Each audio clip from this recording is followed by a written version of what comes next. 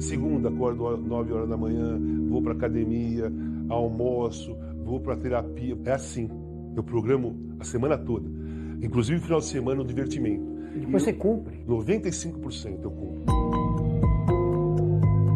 Se eu não tiver um amigo ou meu filho para sair, eu saio com a psicóloga. Me sentir sozinho ou cair na solidão é uma estrada rápida para recair. Quando eu entro no banheiro, tem um cara cheirando cocaína em cima da pia do banheiro. E ele virar para mim e vai assim, quer? Essa é a cena que eu imagino de maior risco para mim. Se me der uma vontade insuportável de ir no banheiro, eu pago a conta e vou para minha casa. Eu evito armadilhas, doutor. Eu tive 4 overdoses. Nesta série, você vai conhecer os caminhos que o Casagrande percorreu para se libertar da cocaína. Não vamos nos aprofundar na ciência por trás das compulsões, nem discutir a liberação das drogas, mas falar sobre pessoas que nunca imaginaram ficar dependentes quando tiveram os primeiros contatos com a droga. Eu pegava coisa de casa, roubava amigos. Todo mundo sofre, não sofre só você, sofre a família inteira. O usuário cai numa armadilha que o aprisiona. Dormir na rua, dormir em praças. Ele não é imoral nem criminoso. Dependência de cocaína não é caso de polícia, mas de saúde pública.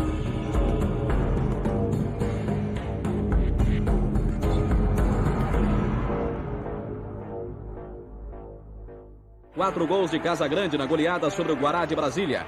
Casagrande... Eu pegava na bola e fazia gol, pegava na bola e fazia gol. Fez o segundo no... São Paulo, fevereiro de 1982. Surgia um novo ídolo do Corinthians, um jovem de 18 anos. Eu fiz 4 gols na estreia, aquilo me chacoalhou. Fora de campo, o artilheiro do Campeonato Paulista daquele ano começava uma outra história. Qual foi o teu primeiro encontro com a cocaína? Foi em 82 mesmo, fui num show do Peter Frampton no Corinthians.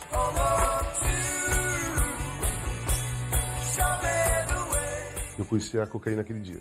Qual foi a sensação? Foi maravilhosa, aquilo que a cocaína dá mesmo. Você se sente poderoso, se acha mais culto ou mais inteligente que você realmente é. A cocaína aumenta a liberação da dopamina, um neurotransmissor que envia impulsos nervosos de prazer do cérebro para o resto do corpo. Aumenta a sensação, seja de disposição física, de bem-estar, de felicidade e de prazer. Era o que o Casagrande buscava, ainda mais depois de perder a irmã mais velha que sofreu um infarto aos 23 anos. Isso foi um baque muito forte, eu engoli. Porque eu vi o sofrimento da minha mãe e do meu pai, eu falei, não posso demonstrar um sofrimento também. Carreguei isso para a vida. E aí, é claro que as memórias dela vinham e me pegava. E quando eu conheci a cocaína, parou. Eu parei de sofrer com a morte dela. Ele cheira uma carreira de cocaína, ele começa a achar que a vida não é tão ruim assim, que ele não está tão triste assim. Rebelde, irreverente, com opiniões fortes. Eu acho que tem um preconceito muito grande perante a gente que somos jovens e acho que nós não temos condições de nada, sabe? O Casagrande virou sensação. Seguiu fazendo gols em clubes brasileiros, europeus e na seleção brasileira.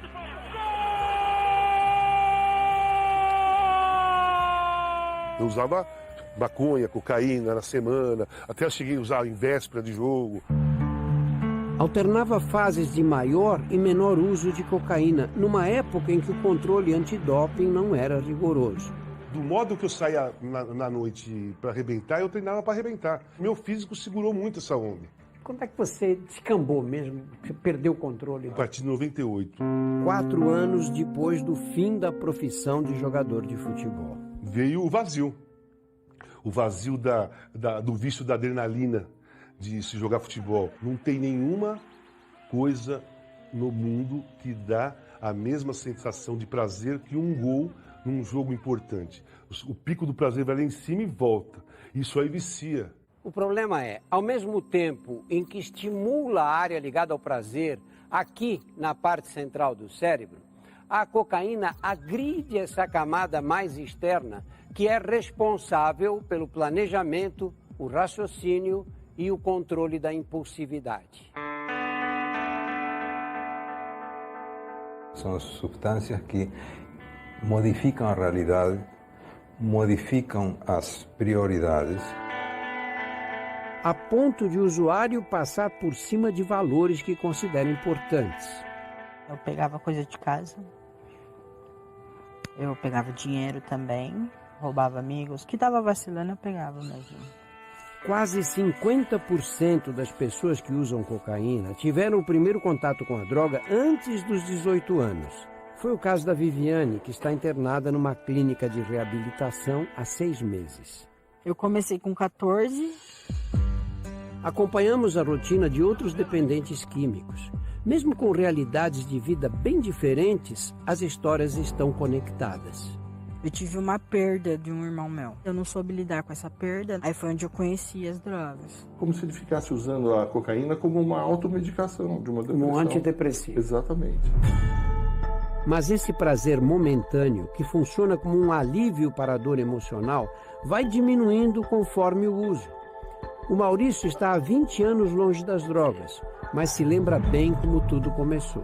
Começa bem pouquinho, né? E vai aumentando, né? Conforme você vai usando. O corpo se acostuma com a substância e aí a quantidade de droga aumenta no uso. Comecei a usar maconha, chega um momento da minha vida que não começou mais a fazer efeito. Comecei a usar, né? Cocaína, depois fui pro crack. Tem gente que pensa que crack é uma outra droga, não, é a cocaína fumada. Ao ser aspirada, a cocaína em pó é absorvida lentamente através da mucosa nasal e a mucosa dos seios da face e cai na corrente sanguínea. O efeito começa em 5 a 10 minutos. Agora, quando a pessoa fuma ou injeta cocaína na veia, a sensação vem em menos de 1 minuto, porque já cai rapidamente na corrente sanguínea. Como o efeito é muito rápido, ele também desaparece muito rápido. Ou seja, depois de 5 minutos já acabou o efeito, então a pessoa quer usar mais. Foi assim que o Casagrande foi escravizado pela cocaína. Estava num aspecto deplorável, pesando 70 quilos, furado dos pés à cabeça, furúnculo o corpo todo. Mesmo assim, ele não se considerava um dependente químico. Nem quando eu perdi o controle, eu achei que eu tinha perdido o controle. Alain usa cocaína há 13 anos. Você usa droga durante a semana, só final de semana? Não, só final de semana mesmo. Você se acha um viciado em droga, dependente químico? Não, você acha? não. Em que momento o uso deixa de ser ocasional para se tornar dependência? A resposta está no caminho percorrido no dia a dia. Você deixa para trás compromissos importantes por causa da droga? Seus relacionamentos foram prejudicados? Sua rotina diária acontece ao redor da cocaína? Se você respondeu sim, o diagnóstico é dependência química. Procure ajuda. Ainda a ficha dele ainda não caiu por completo, não. A ficha do Casagrande só começou a cair em 2005. Eu tive uma overdose na frente do meu filho. Na frente não, eu estava no banheiro e do lado de fora. Eu tive uma overdose de droga injetável e entrei em convulsão no banheiro. Ele estava meio capengando, meio corcunda assim. Parecia que estava com dor de barriga. O Leonardo tinha 16 anos. Na época, o Casagrande ainda era casado, mas a esposa não sabia que ele usava cocaína. Foi o fim de 20 anos de casamento. Ali eu assinei, sou dependente químico compulsivo. Porque não é possível você fazer isso na frente do filho, cara. Não é possível. No momento que ele está na ativa, ele não gosta de ninguém. Nesse momento, eles só estão preocupados com uma coisa: conseguir a droga. Foi o que o Casagrande encontrou nas conversas com Alain, que ainda não está totalmente convencido de que precisa fazer um tratamento. E a preocupação da sua mãe, você não te pega assim? Ou você no meio do uso de droga assim, nem lembra da família? Nem lembro. Escuta a vozinha dele, mãe. Que é ele. Em parte eu fico até contente, né? Falo assim, ai, graças a Deus, pelo menos vivo tá. O Casagrande também saiu vivo da overdose. Ficou internado por 40 dias e deu um tempo na droga, mas logo recaiu. Se a gente acende uma vela, ela está queimando, e aí em determinado momento a gente apaga essa vela, e depois acende a vela novamente, ela vai voltar a queimar de onde ela parou. Assim é a recaída de um dependente químico. Se o uso era muito severo, ele vai retomar esse uso severo. E eu comecei a ter visões, eu entrei em surto psicótico. E comecei a ver demônios no meu apartamento. Não dava para eu ver totalmente o rosto, não. O sofá murchava, que parece que tinha alguém sentado, e aparecia 2 garras em cada ponta do sofá. Garras igual de bicho? Garras, assim, ó. Tudo meu. Eu ouvia muito vozes, né? Às vezes eu chegava a enxergar coisas também. Depois de um tempo eu consegui perceber que realmente era pelo uso da substância. Mas mesmo assim eu me causava medo. Isso que a gente chama de paranoia. Quem usa a primeira vez já pode ter esse tipo de sintoma. Esse tipo de fenômeno, como é que é explicado? Tem determinadas áreas do cérebro que, vamos dizer assim, coordenam o pensamento, né? Eles têm a ver com uma outra substância que chama serotonina no cérebro. A serotonina é outro neurotransmissor afetado durante o uso da cocaína. Quando superestimulado, provoca excitação e paranoia. Casagrande decidiu fugir das visões, de carro. Depois de misturar cocaína com calmantes e medicação para baixar a pressão, o previsível aconteceu. Walter Casagrande sofreu um acidente de carro na noite de ontem. Eu apaguei. Eu desmaiei, o pé desceu no acelerador. Ainda acelerou. Acelerou. Desse lado de cá tinha um monte de gente na calçada. E do lado de cá estavam todos os carros dele na calçada. A minha sorte que eu pendi pro lado de cá. Bateu na guia, subiu, capotei em cima de 6 carros e caiu do outro lado. Walter Casagrande teve um politraumatismo e chegou a ficar desacordado. A dependência química era uma doença crônica. Ela é incurável e ela é fatal. Ou o cara morre ou o cara se recupera.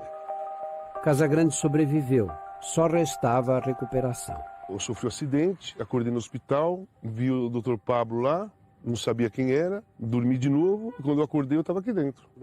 Dr. Pablo é médico psiquiatra da clínica de reabilitação. O que indica a internação, basicamente? Quando o paciente não tem condições de manter a abstinência.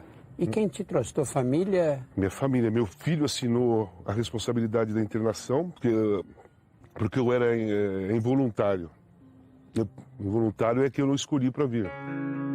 O Vitor estava com 21 anos. Ele não conseguia mais se cuidar e o filho mais velho estava no meu colo, precisando do que fazer, de como tratar ele para frente. Se você tivesse te dado essa opção... Não, não vinha, lógico que não. Eu não percebia, mesmo todo mal, estourado, sem dormir, sem comer, sem beber água, magro, eu estava achando tudo certo. Tudo certo. É.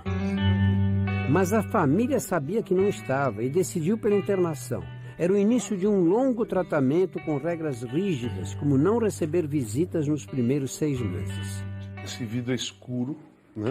Quem está lá fora não vê aqui dentro. Eu não recebia visita, mas meus pais vinham aqui e ficavam me olhando ali, porque eu e o professor de educação física mandava eu ficar andando aqui. Por que isolar o paciente no início do tratamento? E quando ele não concorda com as regras, como os médicos fazem para mantê-lo internado? 4 meses assim, revoltado, parei de pagar a clínica para eles me mandarem embora. O desafio da reabilitação. No domingo que vem você vai saber o que o dependente químico enfrenta durante a internação. Disciplina, conduta, coisas que eu perdi lá fora. E as outras opções de tratamento, públicas e privadas.